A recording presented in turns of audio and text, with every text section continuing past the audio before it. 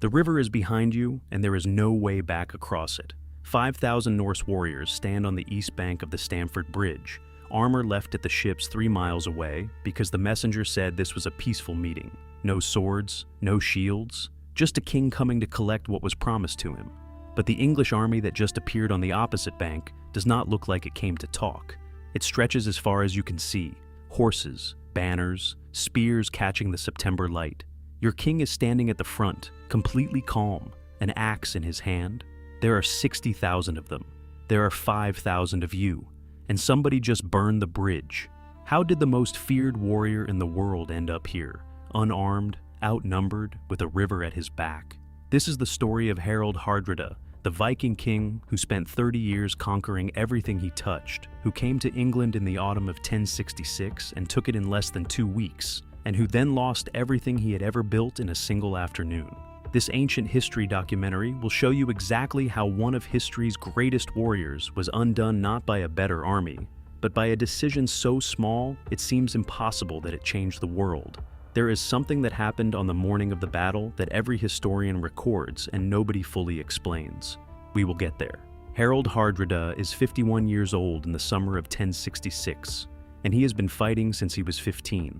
He fought for the Byzantine Empire as a royal bodyguard in Constantinople. He campaigned across North Africa, Sicily, and the Holy Land. He survived political assassinations, naval battles, and sieges that broke lesser men completely. The Vikings called him the last great Viking, a title that meant something in a world still built on iron and nerve. He stands 6 feet 4 inches tall at a time, when the average man barely reaches 5.5.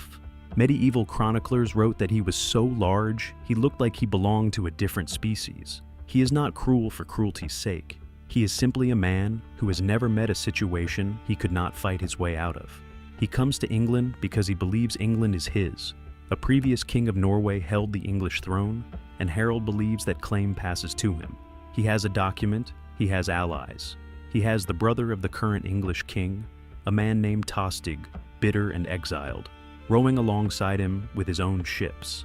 In September 1066, Harald lands in northern England with between 9,000 and 11,000 men.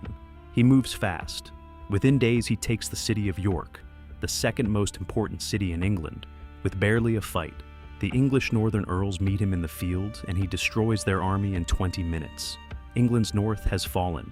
He sends word back to his fleet, sends most of his men back to the ships to rest, keeps a small force with him to receive the formal surrender of Yorkshire. He has been in England for 13 days. He has never felt more certain of anything in his life. But somewhere to the south, a king named Harald Godwinson just got on a horse. Harald Godwinson is the English king, 44 years old, and he has been awake for 3 days straight. He was in London preparing his coastline for a completely different invasion. The Normans under William of Normandy were expected any day from the south. When the messenger arrived, Vikings in the north, York taken, the northern army destroyed. He makes a decision that military historians still argue about. Instead of waiting, instead of resting his army or calling reinforcements, he marches north immediately. His cavalry covers nearly 200 miles in 4 days. His infantry runs to keep up. Men are falling out of the column from exhaustion, and Harald does not slow down. He is gambling everything on speed. He believes that if he moves fast enough, he can catch Harald before the Viking army reassembles at full strength. He is right. On the morning of September 25th, Harald Hardrada and his 5,000 men are waiting at Stamford Bridge for the English to arrive with tribute. No armor, no shields, weapons minimal. It is a warm September morning, and Harald is relaxed, possibly the most relaxed he has been since landing in England. The English army appears on the ridge above the river. Harald stares at it for a long moment. He sends a single horseman across the bridge to speak with them. The horseman comes back. He tells Harald that Harald Godwinson offers his brother Tostig his earldom back if he surrenders immediately. Harald asks what he himself is being offered. The horseman pauses, then delivers the message. Harald Hardrada, King of Norway, is offered 6 feet of English ground, or perhaps a little more, since he is taller than most men. Harald Hardrada laughs. He sends the horseman back with his answer, and then he forms his men up and prepares to fight 60,000 soldiers with 5,000 unarmed, backs to a river, on a warm Tuesday morning in Yorkshire. Here is the open loop closing. That moment, the laugh, the refusal, the decision to fight, that is what every historian records and nobody fully explains. Because it was not insanity. Harald Hardrada had fought worse odds than this before, and won. He was buying time. His messenger had already been sent to the ships 3 miles away. If his men could hold the bridge long enough, the rest of his army would arrive with full armor and weapons, and the battle would reset completely. One man, one axe, one bridge. A single unnamed Norse warrior steps onto the narrow bridge and holds it alone. He cuts down soldier after soldier. The English cannot get past him. He holds for, accounts vary, somewhere between 10 and 40 minutes. One man, alone.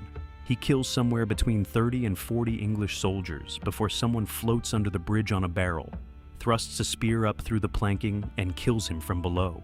The bridge falls, the English pour across. The Norse reinforcements are still a mile away. What follows is not a battle in any clean sense. It is an annihilation. Harald Hardrada dies early. An arrow through the throat, still standing, still fighting. Tostig takes command and is killed minutes later. By the time the Viking reinforcements arrive in full armor, exhausted from running 3 miles, the battle is already decided. Of the 10,000 men who came to England, fewer than 2,000 make it back to the ships. 24 ships carry them home. They came in 300. Now the detail that almost no documentary mentions. Harold Godwinson walked through the battlefield that evening and found Harald Hardrada's body. He ordered it treated with respect and buried in Norwegian soil. He then sat down and feasted with his commanders, celebrating the greatest military victory England had seen in a generation. 3 days later, 3 days, a messenger arrived from the south. William of Normandy had landed. Harold turned his exhausted army around and marched them 200 miles south again. His men had not slept properly in 2 weeks. He was advised to wait, to rest, to let reinforcements come. He refused. He marched them straight into the Battle of Hastings, and lost. An arrow through the eye, or so the story goes. England fell to the Normans. The English language changed forever. The entire course of Western history shifted, all of it traceable to one afternoon at a bridge in Yorkshire. Harald Hardrada did not conquer England, but in losing, he guaranteed that no one else could either. Not the way they planned to. That is what forgotten history looks like. Not the winner, the man whose defeat made the winner possible. Remember that moment at the bridge? The 5,000 men standing unarmed on the wrong side of the river, watching 60,000 soldiers coming down the ridge. Most of them fought anyway. Most of them died in that field. But the unnamed man who stood alone on the bridge and held it for 40 minutes, he bought just enough time for the reinforcements to almost arrive. He changed the shape of the battle, and nobody recorded his name. Here is what I want you to think about and drop in the comments. If Harold had kept his armor on that morning, if he had not sent his men back to the ships, does he win at Stamford Bridge? Does Harald Hardrada become King of England instead of William? And if he does the Norman invasion even happen? One decision, one warm morning, the whole world hanging on it. Tell me what you think below, and if you want to see the army that made Harald Hardrada look cautious, a force that destroyed everything in its path for 50 years until one afternoon in the Egyptian desert when the impossible happened. That video is next. The Mongols. The one battle they never won. See you there.